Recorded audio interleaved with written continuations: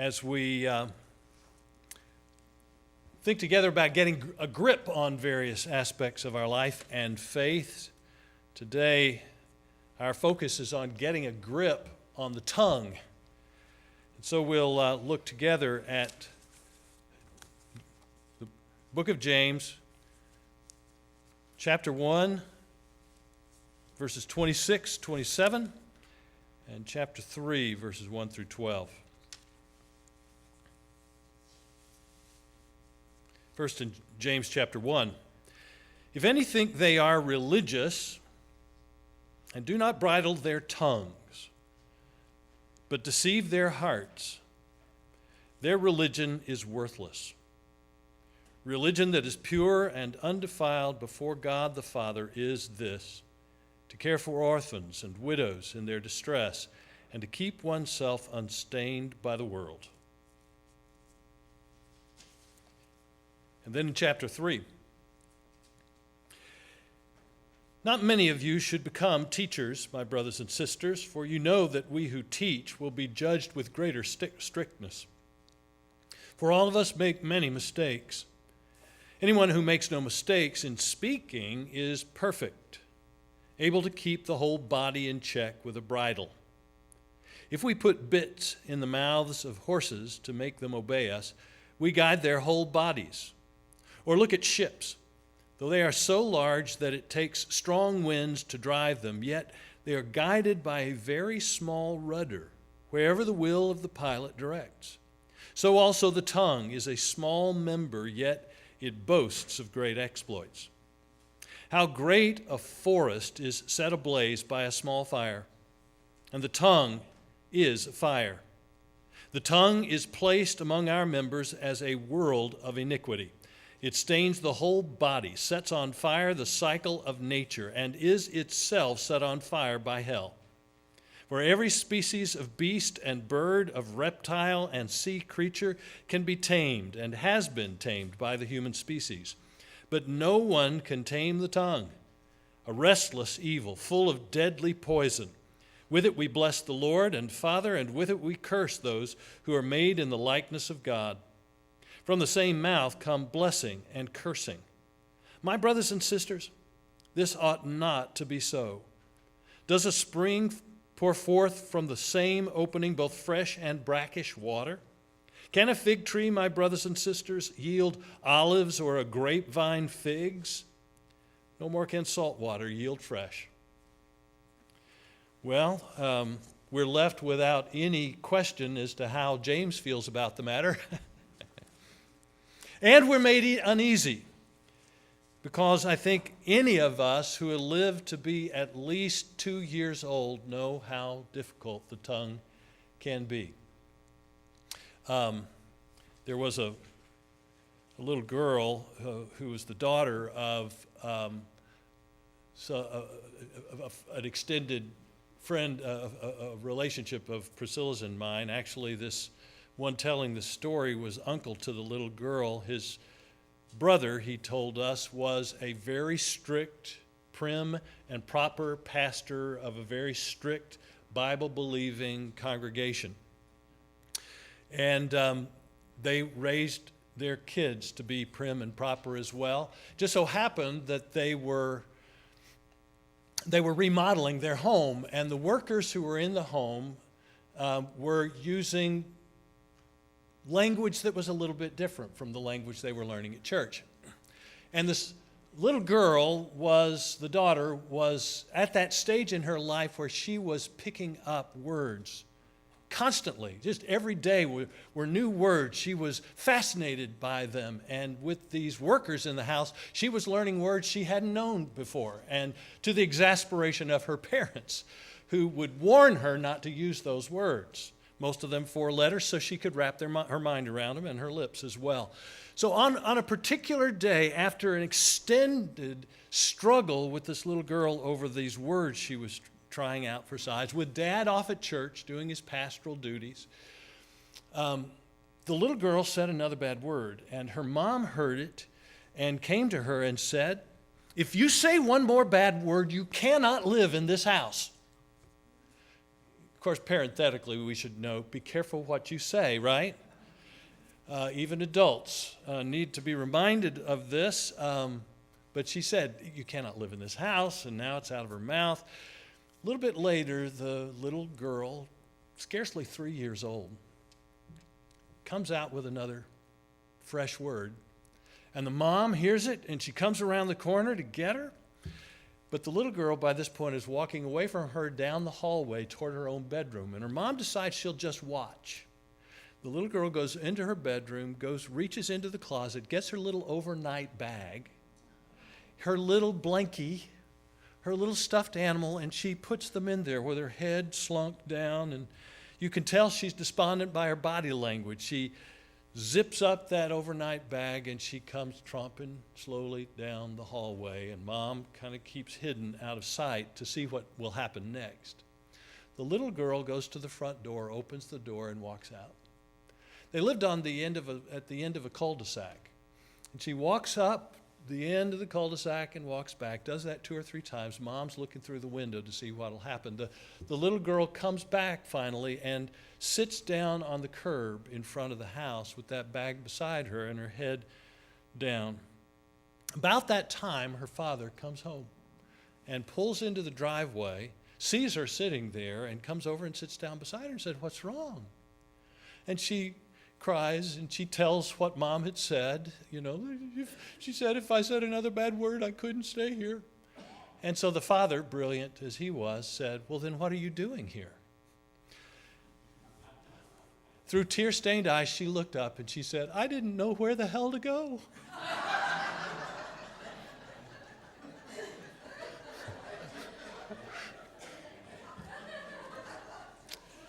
Oh, the tongue. It's an amazing thing, isn't it?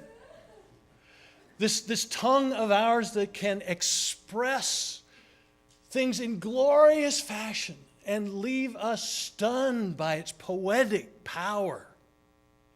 Words that have the power to rally a nation, as those words from FDR as he launched his administration into the teeth of the Depression and the difficulties of that age, and spoke to a people and said, we have nothing to fear but fear itself.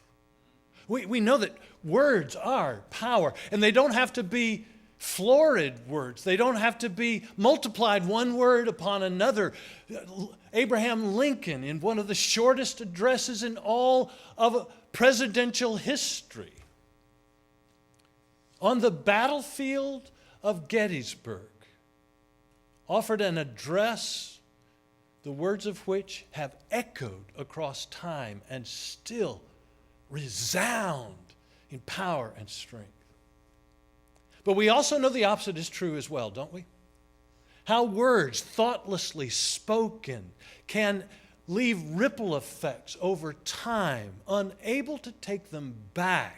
They can destroy relationships. They can usher in wars. They can change the course of history, not for the better, but for worse. And we know in our own lives that with our words we can bless and we can curse. Words are power. And James understands it, compares it to the bridle on a horse, the rudder on a ship. They are powerful leverages. Remember, Archimedes said, give me a place to stand and I will move the earth. He's recognizing that words have power.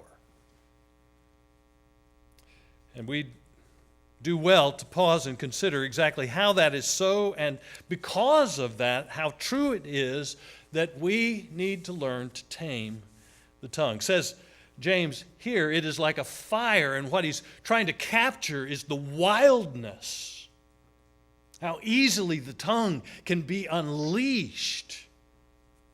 I was thinking about the wildness of the tongue when I read this article about that took place in Harlem, in New York City, not that long ago.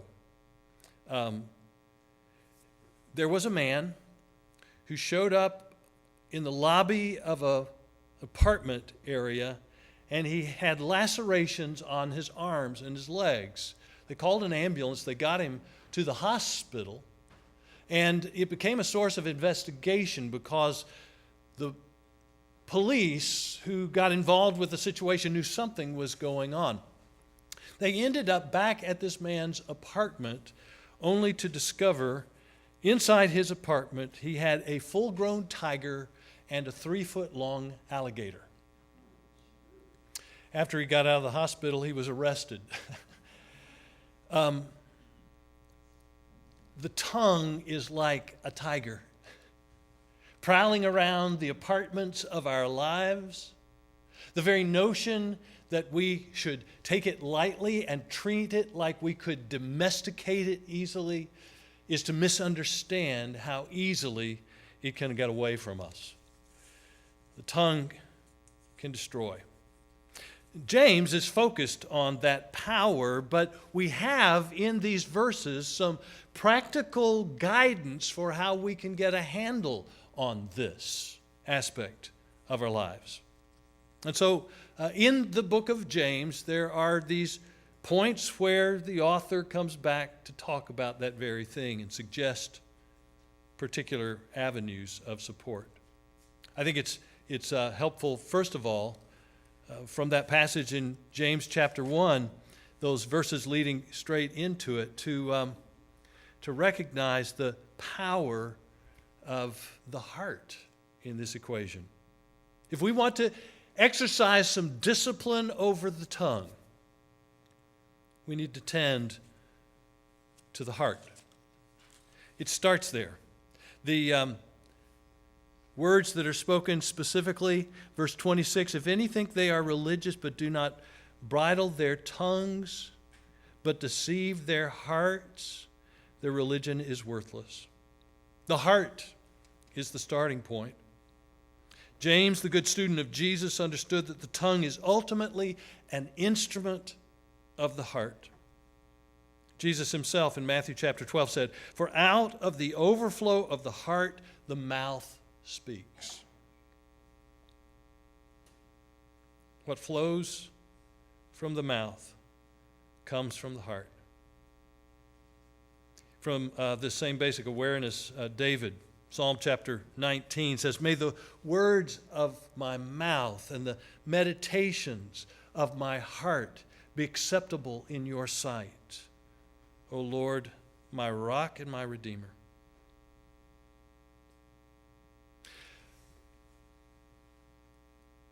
How do you look on others?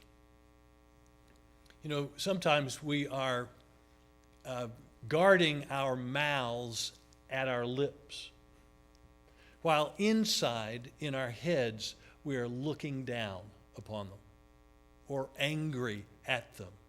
We may find ourselves proud that we held our tongue under particular circumstances, while inside we are cultivating a kind of negative attitude, a judgmental spirit, sometimes a bitterness that can overtake us, or even simply a disdain. As I continue to contemplate how differently I sometimes behave when I'm behind the wheel of a car on the road with strangers as compared with how I am face to face with people where I am always so kind and tender, I realize how the anonymity of others allows a kind of mental superiority to take place. I mean, frankly, I wish everybody could drive as well as I do. Do any of you? I think I've only met one person who admits they're a bad driver. Basically, everybody but me is. But you hear the facetiousness in that, because the reality is that when we are disregarding of the humanity of others, when we allow in our minds these kinds of negative impressions to take hold, and then think that we will get along with others simply by guarding our words at the lips, we live with pent-up frustration, and unfortunately there come these moments when the dam bursts and the words are spoken that cannot be taken back. Where does it begin? It begins in the heart. It begins with a caring spirit. It begins when we actually look at others the way Christ looks at others, with compassion. When instead of judgment, disdain, indifference, self-centeredness, we actually are cultivating an appreciation. I want to dare you to do something today. It's just one of the practical ways the Scriptures invite us to live out the wisdom on this front. And that is to make a short list, and you can begin it right now. There may be just one person you need to put on the list, because this is the person with whom you must guard your lips hardest, because it is hardest for you not to just let them have it. Think about the folks that you tend not to appreciate, tend to look down upon, or have difficulties with, or feel hurt about, or somebody who just seems to you not to matter that much. When they come to mind, write their names down. And then do the second thing.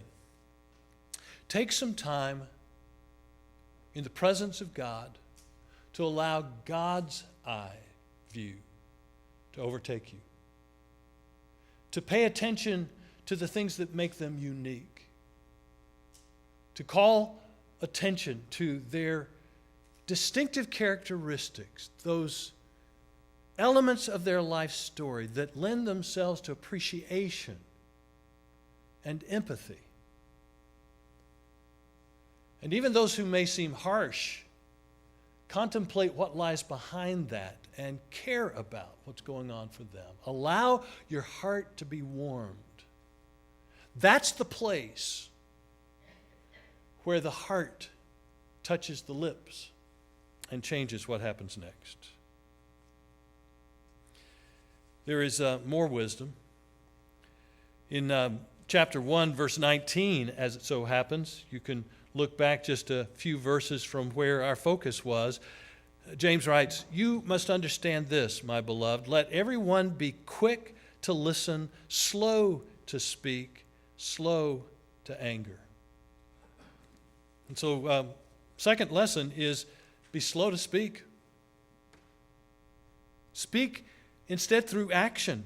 As he says in chapter 1 as well, be doers of the word, not hearers only. If we are doers, our lives will speak volumes without our saying a word. He could just as easily have said, be doers of the word and not talkers only. There are some people who are gifted in speech and hope that speech will substitute for raising a finger to do a blessed thing. Being doers of the word speaks volumes. 1 John 3:18 puts it this way, "Dear children, let us not love with words or tongue, but actions and truth."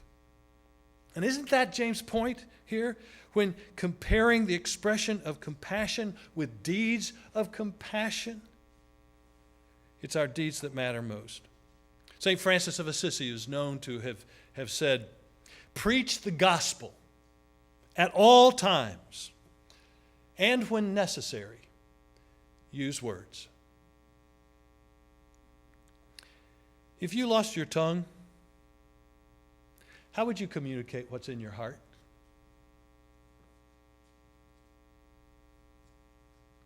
What would you do?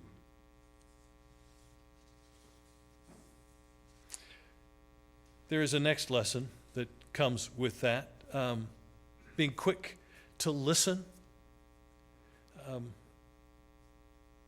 It's amazing what happens when we listen.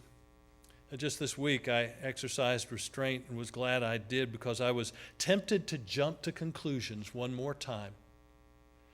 And then instead, I chose to listen and get some input first, and was glad I did, because it turned out in a situation I initially thought I understood, it turned out it was utterly different from what I expected.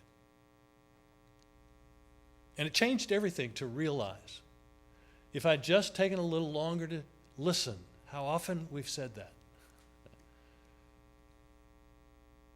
I think it's also worth mentioning that if we are going to speak, why not focus on blessings? There is a book out these days that's sold millions and millions of copies. It was written for couples.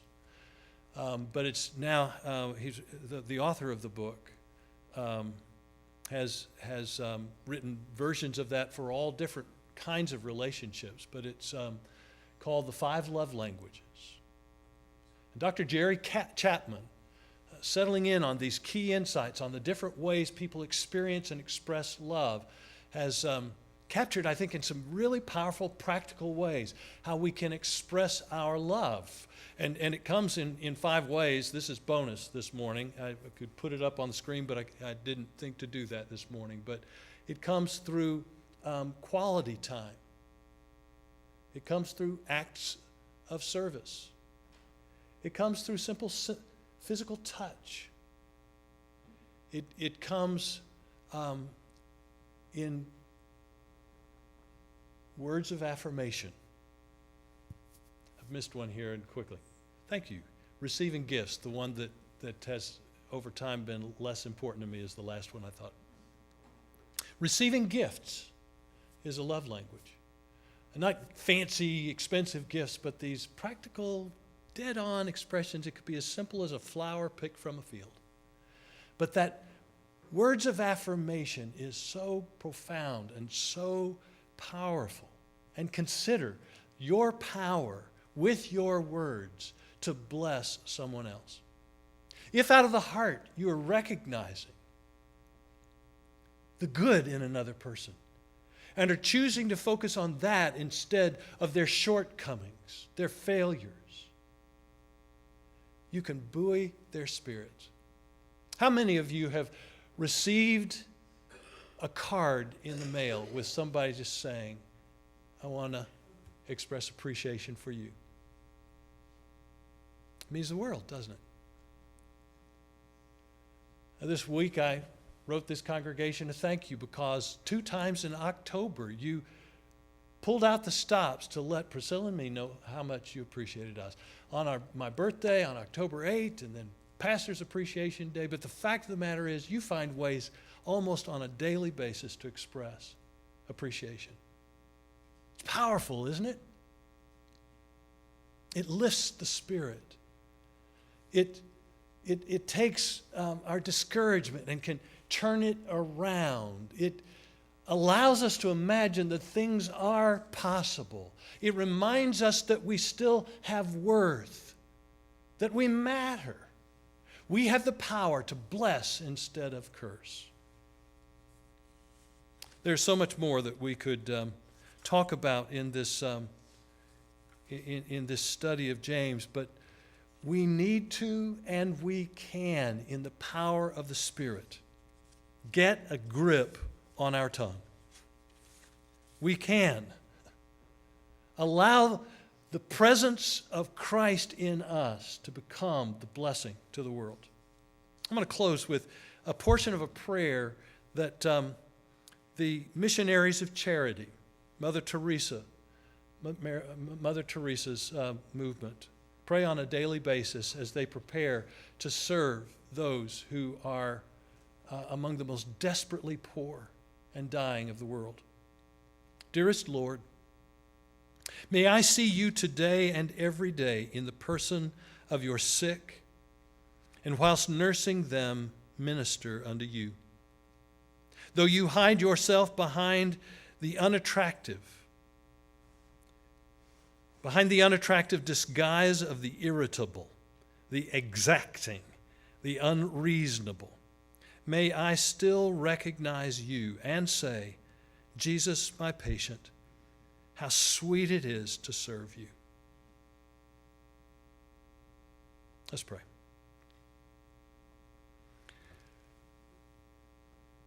Heavenly Father, bind our hearts to our tongue, bind our tongues to our hearts, and bind our hearts to Thee. Christ's name I pray. Amen.